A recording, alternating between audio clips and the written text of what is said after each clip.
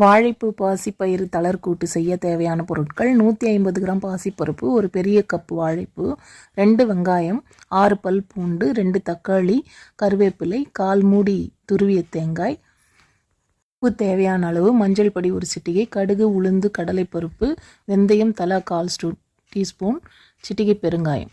வணக்கம் நேயர்களே, kitchen and health tips channel உங்களை அன்புடன் வரவேற்கிறது. வாழைப்பூ கூட்டு, வாழைப்பூ பாசிப்பருப்பு கூட்டு வயிறு வலி வயிற்று புண்ணு இருக்கிறவங்களுக்கு ரொம்ப நல்லது. உடம்பு சூட்டை தணிக்கணும்னாலும் இதை செஞ்சு சாப்பிடலாம். வாங்க எப்படி செய்யலான்னு பார்க்கலாம்.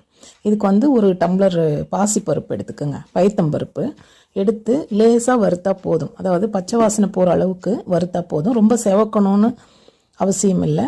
இது நல்லா வறுத்துட்டு ஆற விடுங்க.